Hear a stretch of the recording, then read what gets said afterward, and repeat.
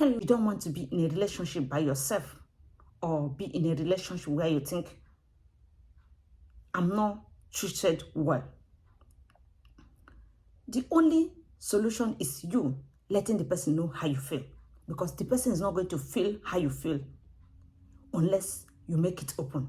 You have to let the person in and say, this is exactly how I feel. And the person has to respond to this by doing something about it. The way the person take this your confrontation will make you know how the person values you, how the person loves you, and what the person feels about you. If the person takes it so lightly like nothing and starts shouting, making noise, and then making jest out of it and handle it like it's nothing, then you know already that the person does not care about your feelings. And this is very important because you have only this one life and you have a relationship. You have to decide if you want to have this relationship that doesn't care about you, that you're suffering in it for the rest of your life. And what will you gain then? What will you gain then in this world when you get old and you're thinking, I had a relationship. How did my life go? Who was there for me? Who cares about me? What will be in your memory? What will you remember that will make you happy? What are you going to preach to your children? What will you advise them about when you didn't have this experience of being loved and being taken care of?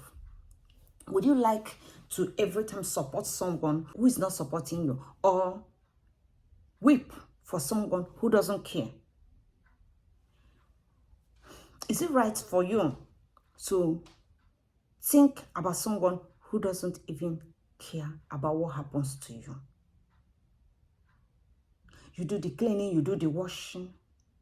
You think you people are having one plan and the person is planning another thing. What would you like for yourself? What do you want for your life? Don't you want to be happy? You want to know how much this person loves you and how much he cares.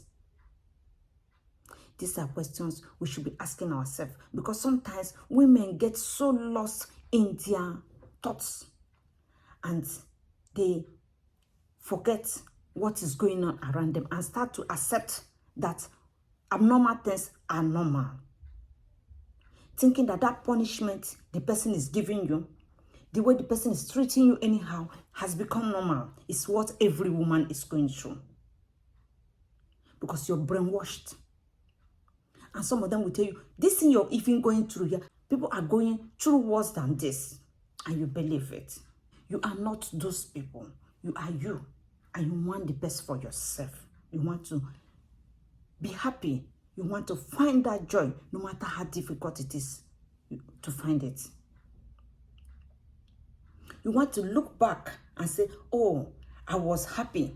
I enjoyed my life. And I have peace of mind. And I had someone who loved me from all his heart. Not someone who is one leg in and one leg out. We always like security. Where do we belong to? We don't really like to be alone, because some of our mates are married. Our sisters are married. Our brothers, friends, and they belong to someone. We also want to belong to someone. And when you are there, you think you belong to this person and this person do not belong to you. What is it then? And in it all, you are so afraid you can't speak your mind.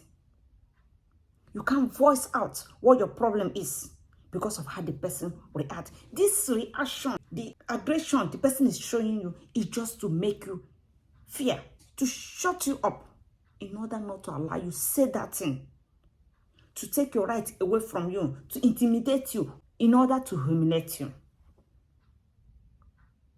to put you at that corner, not the master and lord in relationship, or like in husband and wife, but the other one who controls you, rules you, that you've got no choice. You have to be there. And sometimes you feel weak, down, because what you are facing is higher and bigger than you. There's no way you can fight back.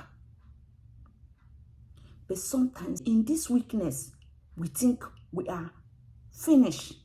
We don't have any way out.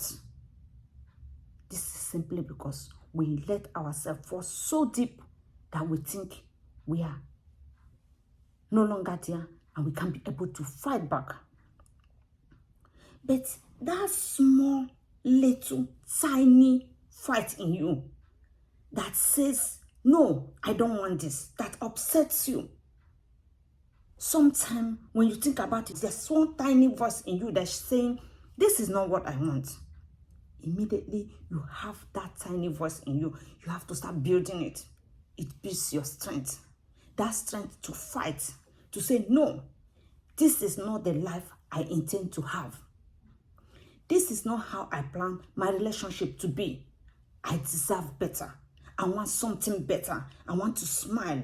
I want to be with this person and feel like I'm with the right person, not somebody who I see and fear the person like a threat. The person is coming to harm me. Even people they beat, people they abuse anyhow. Sometime in their life, they get up to say, no, enough.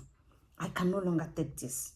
It's your fight, to talk to this person, to make the person have a change of mind, to let him see reasons. And where he cannot see reasons, then you have to let other people in it. It doesn't matter how the person shame, because someone has to prove to him or her that this thing you are doing is wrong. Because every time you try to tell this person that what he or she is doing is wrong, the person is not going to see it. The person needs to hear from a second or third person to tell the person that this thing you're doing is wrong, for the person to know that he's wrong. Because if not, you'll be so brainwashed, manipulated, that all your life too, or in ages, you will live there without knowing that this suffering you are suffering is something you can just shake off like this, like nothing, and it will stop. It will just stop. Than for you to stay there. You are not happy. You are suffering.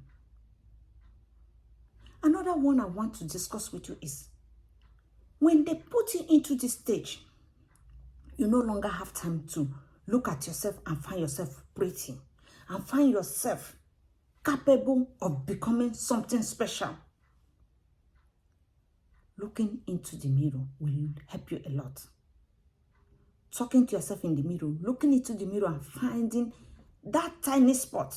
Is it your eyes, your nose, whatever is it that you like in your body that you find yourself beautiful? Again, it doesn't matter what the person says. Tell yourself how beautiful you are, how unique you are made. And this will strengthen you to pick up yourself from where you left yourself. It will build your confidence, because this will give you that fear when you feel yourself that you're strong, that you love yourself, that you can. And you make that move by asking, why should I be like this? Why others are happy? Start asking your questions. Is this what I want? Is it how I'm going to live? How long am I going to be like this? Is this how I'm going to continue? Will I be unhappy all my life? How long have I been like this? Who is going to help me? Am I not going to do something about this? Will I continue like this? When you ask yourself these questions, each time when you're on your own, you will see, you will start having everything about the whole thing that is happening. And you're going to make a move. You're going to take that bold step to success. You're going to take that walk to happiness. And you're going to smile again. Because only you can make that first step. You're like someone in a hole. You're deep down there looking and asking for help without making even a tiny noise. People are crossing by and they do not know that you are there until you shout very loud for people to hear and notice you're in trouble. No help will come. Until you raise up your hand and say, save me, help me, I need help. Somebody needs to save me. No one will put the rope on your neck to pull you out. Only you will make that first move to save yourself, to walk back to your happiness, to grab your joy, to feel wonderful again, to feel whole, saved, and rescued. It's only you, no one else. You.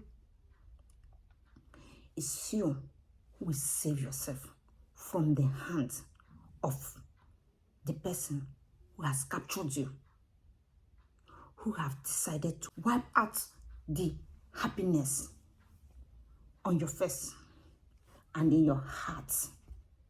You have to learn to renew your joy.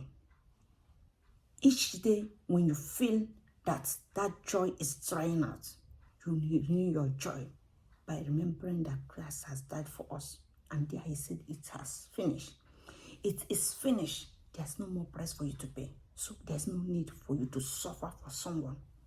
Only Christ can die for you and me. You can't die for anyone. Telling yourself that you have a duty, you have a call on this earth, a call to fight, a call to survive, that you're a survivor. And you will make it, and not even him or her can stop you from surviving. Thank you so much.